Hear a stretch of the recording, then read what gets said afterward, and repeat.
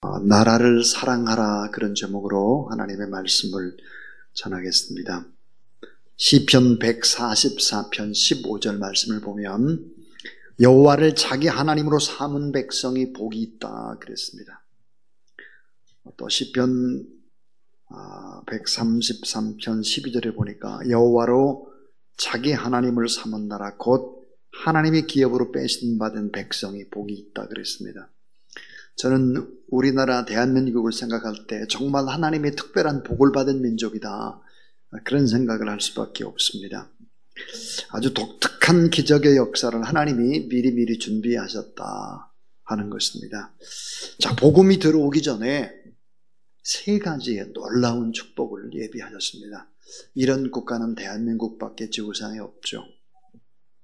그 세 가지 가운데 하나가 뭘까 그러면 선교사님들이 한국 땅에 도착하기 이전에 먼저 중국의 만주라든지 일본에서 예수 그리스도를 영접하고 우리 한국에 들어온, 그러니까 선교사님들이 복음도 전하기 전에 이미 한국 땅에는 예수 그리스도를 믿는 사람들이 있었다 하는 것입니다.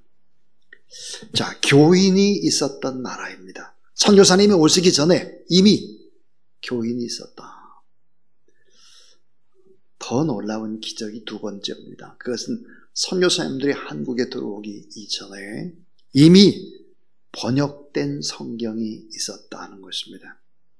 선교사님들이 들어와서 성경을 번역한 것이 아니라 이미 한국인의 손으로 성경이 번역되어 있었고, 선교사님들이 들어오셔서 그 성경으로 이 민족을 가르칠 수 있었다. 성경이 먼저 번역됐다 하는 것입니다. 선교사님 오시기 전에. 근데 더 놀라운 기적이 있습니다. 그것은 선교사님들이 도착하기도 전에 이미 예수 그리스도를 영접한 성도들이 교회를 개척했다는 것입니다. 황해도 소래 땅에 교회를 세워서 이미 세례받기를 기다리고 있었다. 여러분, 세계 역사상의 교회의 역사상 이런 나라는 없습니다.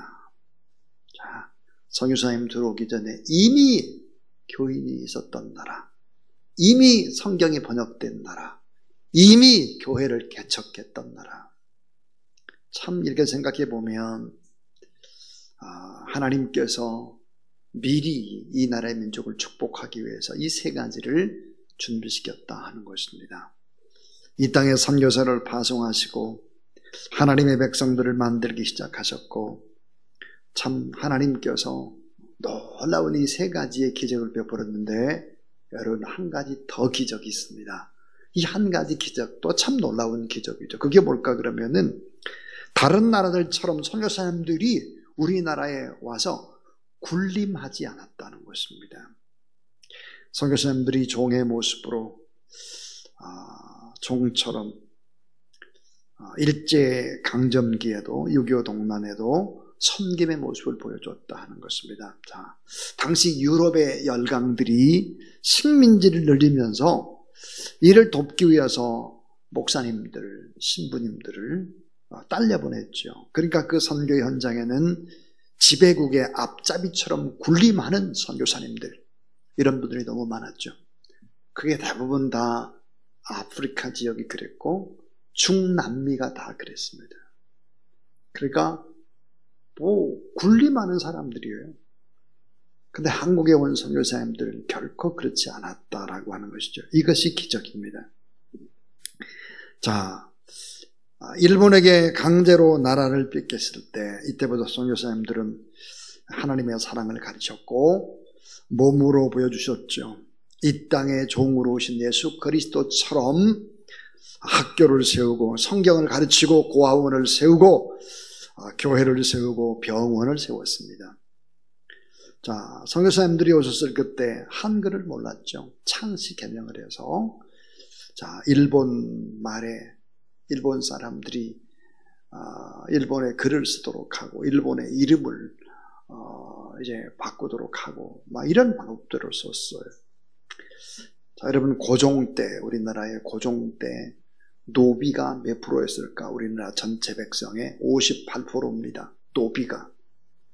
먹을 것이 없어서 스스로 노예가 된 비참한 나라, 5,000년 동안 굶어 죽지 않은 사람들이 없는 가난한 나라, 아픈 사람들이 너무 많은 나라. 그래서 복음이 들어오기 전에 우리나라가 어떤 나라냐? 왕의 나라예요.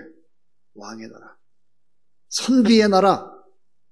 일반 백성의 나라가 아니었습니다. 참 어려운 시절을 이 나라의 민족이 보냈죠. 근데 선교사님들이 들어오셔서 교육과 의료를 펼치고 학교를 세워서 언문이라고 해서 멸시하던 한글을 가르치기 시작을 했습니다. 자, 성경이 아니었다면 이 나라의 한글 통용은 훨씬 더 늦어졌을 것입니다. 자, 성경을 가르치기 시작을 했고 그 성경 때문에 결국은 한글이 점점 통용을 하게 된 것이죠. 수없는 야학이 생겼습니다. 성경부학부가 생겼죠. 문맹을 퇴치하고 계몽운동이 일어났습니다. 사랑하는 여러분, 아시아의 나라 가운데 우리나라처럼 자유를 누리는 나라가 어디 있습니까? 자유민주주의를 제대로 누리는 나라는 거의 없습니다. 아시아에서. 자, 공산주의는 최고의 지도자, 군림합니다. 최고의 지도자가 여러분 잘못됐다고 사과하는 것을 보았습니까? 없습니다. 공산주의는 망하죠. 왜 망할까요? 억압하기 때문입니다. 자유를 주지 않기 때문이죠. 자, 공산주의의 비극을 한번 생각해 보세요. 레닌이 공산주의 혁명을 일으켰을 때 몇만이 죽었을까? 1,500만 명이 죽었습니다. 레닌이 자주자주 했던 이야기 가운데 이런 말이 있습니다. 거짓말도 계속 우겨대면 진실이 된다. 공산주의. 네. 거짓말도 계속 우겨대면 진실이 된다는 거예요. 스탈린이 혁명을 일으켰죠. 2천만 명이 학살을 당해야 했습니다. 자, 수천만 명이 죽어도 책임을 묻지 않아요. 캄보디아. 여러분, 캄보디아는 인구의 3분의 1이 죽습니다. 킬링 필드의 땅. 자, 그런데 우리나라는 광주 민주화운동 때 돌아가신 분이 몇 분일까? 사망자가 165명, 부상 후유증으로 사망자가 376명, 그러니까 한 500여 명 정도가 됩니다. 근데 우리는 5월이 되면 아파합니다. 5월이 되면 눈물을 흘립니다. 희생일 유가족들, 우리는 특별법을 만들고 추모하고 지원합니다. 이게 여러분 자유가 있는 나라의 모습입니다. 자, 왜 공산주의는 망할까? 왜 중국에 대해서 앞날을 걱정할까? 일본은 왜 점점 좁아질까? 발전하기 어려워질까? 그런 이유는 뭘까요? 여러분, 우리는 알아야 됩니다. 자정 능력이 없기 때문입니다. 자정. 자, 원초의 균형 상태로 원상 복구시키는 능력, 자정시키는 능력, 정화시키는 능력이 없습니다. 오염을 걸러내는 능력, 잘못된 것을 분해해서 처리하는 능력, 정수기 같이 이 잘못된 것을 걸러내는 필터링 하는 게 없어요. 독일의 남쪽 유대인 수용소가 있는데 거기에 들어가 보면 지금도 끔찍한 광경을 목도하죠. 소름이 끼칩니다. 수용소 내부를 다 보고 나가는 마지막 문에 이런 글이 쓰여 있습니다. 역사를 기억하지 않는 사람들에게 역사는 반드시 반복이라는 재앙을 내린다. 자, 잘못을 고쳐내야 되는데 자정의 능력이 없다는 거예요. 공산주의에. 그런데 잘 생각해 보세요. 자정 능력이 있는 곳이 어디겠나? 유일한 곳! 잘못된 것을 회복하고 고칠 수 있는 능력이 여러분 정부 관계자들에게 있을까? 입법, 사법, 행정부에 있을까? 회사에 있을까요? 학교에 있을까요? 없습니다. 이런 자정 능력을 가진 유일한 곳이 어딜까? 교회죠. 교회 때문에, 선교사님들 때문에 이 나라의 민족이 이렇게 발전했다는 사실을 믿으시기를 바랍니다. 교회는 여전히 하나님이 사용하는 희망의 통로죠. 축복의 통로입니다. 위로와 치유의 능력이 있습니다. 하나님을 두려워하죠. 회개합니다. 자정의 능력이 있습니다. 내 가슴을 칠 줄 압니다. 그리고 사실은 사랑으로 우리보다 더 고통받는 이웃들을 도우려고 하는 것이 바로 교회입니다. 자정의 능력이 있는 것입니다. 누가복음 17장 21절에 또 여기 있다 저기 있다고도 못하리니 하나님의 나라는 너희 안에 있느니라 그랬습니다. 오늘 나라를 사랑하라 그랬는데요. 성경에 보니까 나라가 세 나라가 있어요. 세 나라. 하나님의 나라를 증거해야 될 것. 하나님의 나라가 세 나라가 있는데 그 하나가 뭘까? 그러면 우리의 마음입니다. 우리의 마음. 자, 여러분 우리 마음이 얼마나 중요한지 우리 마음을 차지하려고 지금도 영적인 전쟁이 일어나고 있습니다. 내 마음을 차지하려고. 여러분의 마음을 차지하려고. 마귀가 여러분의 마음을 차지하려고 합니다. 성령께서도 여러분의 마음을 차지하려고 합니다. 그래서 영적 전쟁이 일어나고 있는 것이죠. 누가복음 10장 49절에 보니까 내가 불을 땅에 던지러 왔노니 이미 불이 붙었으면 내가 무엇을 원하리요? 내가 땅에 불을 던지러 왔다고 그랬습니다. 이 땅은 어딜까요? 우리의 마음입니다. 우리의 마음. 여기 있다 저기 있다고도 못하리니 따라하자. 하나님의 나라는 너희 안에 있느니라. 여러분의 마음이 하나님의 통치와 다스림을 받아서 의와 평강과 희락이 있는 하나님의 나라가 여러분 마음 안에 있고 여러분 마음 안에 예수님이 계시고 마음 안에 성령의 능력이 있어서 하나님이 여러분을 통치하고 다스리가는 하나님의 나라가 되기를 주의 이름으로 축원합니다. 또 하나의 나라, 그것은 우리의 조국 대한민국입니다.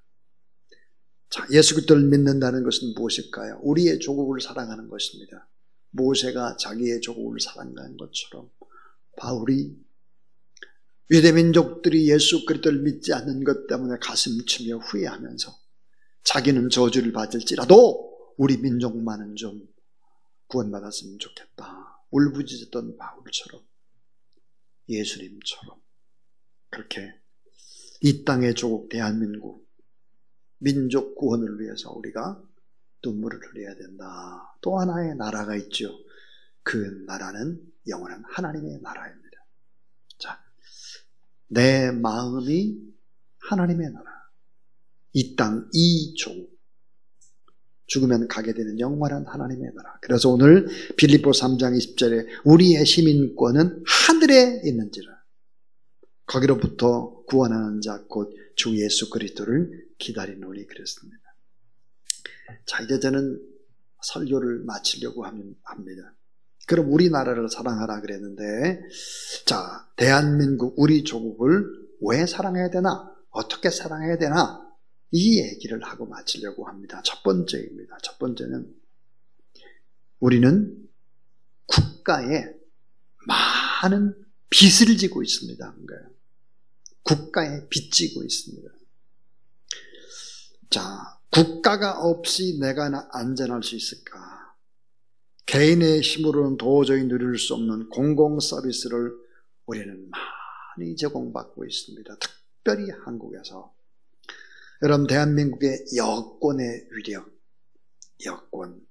여권이 없으면 어디도 갈 수가 없죠. 물론 우리나라에도 구조악이 존재할 수 있습니다. 그러나 이 나라가 얼마나 우리에게 베푸는 것이 많은지, 자, 미국 코로나19에 걸리게 되면요, 병원비가 엄청납니다. 예, 몇 천만 원입니다. 몇 천만 원. 우리는 공짜예요. 우리는, 여러분, 백신 맞는 거 공짜예요. 공짜로 맞춰주는 나라가 많지 않아요? 코로나 걸린 사람들 여러분 다 그냥 치료해줘요? 이런 나라 없다니까요. 천문학적인 국가의 예산으로 이런 일들을 집행하고 있죠. 의료 서비스 제공되는 나라 거의 없습니다. 정치, 경제, 사회, 문화, 교육, 실망스러운 부분들이 너무 많아요. 그러나 절망해서는 안 되는 것이죠. 우리는 국가에 많은 빚을 지고 있다. 이것을 꼭 잊지 말아야 합니다. 성경은 권세가 누구에게서 온다고 했을까? 하나님께로부터 권세가 온다고 그랬어요. 자, 대통령 선거에서 누가 이기든 지든 그 사람은 그 자리를 세우신 분이 누굴까? 권세는 하나님이 세우신다 그랬어요. 이것을 믿어야 합니다. 통치권의 권세, 이걸 믿어야 돼요. 자, 그럼 이 통치권 가진 통치권자가 제대로 잘 못한다. 그것은 하나님이 조정해 가시는 것이고, 우리가 하나님 앞에 간절히 기도하게 되면 하나님께서 그 통치권자를 다스려 가신다 하는 거죠. 그래서 우리는 국가에 많은 빚을 지고 있다. 그래서 두 번째는 통치권자의 권위를 존중하라입니다. 통치권자의 권위를 존중하라. 로마 13장 1절, 각 사람은 그 위에 있는 권세들에게 복종하라. 권세는 하나님께로부터 나지 않음이 없나니 모든 권세는 다 하나님께서 정하신 바라 그랬습니다. 그래서 이 통치권자의 권위를 존중하라는 거예요. 빌라도가 예수님을 향해서 내가 하나님의 아들이냐? 내가 유대인의 왕이냐? 이렇게 예수님께 질문을 했을 때 예수님이 대답을 하지 않았습니다. 침묵하셨죠. 그런데 빌라도가 이렇게 말했어요. 내가 나를 누군 줄 알면 그렇게 말 안 하고 입 다물고 있을 수 있느냐? 이렇게 질문을 하셨을 때 예수님이 유명한 말씀을 하셨습니다. 어떤 말씀을 했을까요? 예수께서 대답하실 때 위에서 하늘에서 주지 아니었더라면 나를 해할 권세가 없었으리니 그랬습니다. 자, 예수님의 자세에서 우리는 국가의 통치권을 가진 자에게 어떤 태도를 취해야 되는지를 배워야 합니다. 통치권자의 권위를 존중하는 것이 바로 예수님의 태도였습니다. 또 하나는 국가의 법을 지키고 의무를 다하라 하는 것입니다. 국민은 법을 지켜야 될 의무가 있죠. 정치가가 마음에 안 들고 통치자가 영시원찮고 그런다고 할지라도 국민의 의무를 다하고 법을 지키라. 그래서 우리가 참 마음에 들지 않고 참 그런 게 있다고 할지라도 그 권세를 인정하면서 우리가 하나님 앞에 기도하면 하나님의 일들을 하신다 하는 것입니다. 자, 하나님을 자기 백성으로 삼은 그 나라가 복이 있다 그랬습니다. 한국이 얼마나 복이 있는 나라였습니까? 선교사님이 오기 전에 이미 예수를 믿는 사람이 있었고, 이미 성경이 번역되어 있었고, 이미 교회가 개척되어 있었고, 그리고 선교사님들은 와서 군림하는 사람들이 아니라 종처럼 그렇게 우리나라를 위해서 애를 써주신 것입니다. 정치가 뭐 잘해서, 경제정책을 잘해서 그런 게 아니에요. 하나님께서 그렇게 하셨다. 자, 이제는 우리가 지금 이 시대는 목회자들이 신음을 하고 있습니다. 평생 처음으로 성전 예배의 문이 닫히는 것을 보고 있습니다. 성도들과의 활동도 거의 정지가 됐습니다. 목사님들이 이구동성으로 이런 상황에서 무엇을 해야 할지, 앞으로 어떤 일이 벌어질지 몰라서 사실은 노심초사하고 있습니다. 그러나 할 일이 없는 것이 아닙니다. 이때야말로 우리가 꼭 붙잡아야 될 하나님의 말씀이 하나 있죠. 그게 뭘까요? 역대하 7장 13절에서부터 14절입니다. 전염병이 내 백성 가운데서 유행할 때 내 이름을 일컫는 내 백성이 그들의 악한 길에서 떠나 스스로 낮추고 기도하여 내 얼굴을 찾으면, 따라하세요. 내가 하늘에서 듣고 그들의 죄를 사하고 그들의 땅을 고칠지라. 우리가 하나님 앞에 기도하면 하나님이 다 들으신다는 거예요. 우리의 모든 죄를 사하신다는 거예요. 뭐예요? 땅을 다 고쳐주신다는 거예요. 이 조국을 깨끗하게 고쳐주신다 그랬습니다. 사랑하는 여러분, 이 짧은 시간이지만 나라와 민족을 위해서 뜨겁게 간절히 기도하는 그런 여러분 되기를 주님의 이름으로 축원합니다.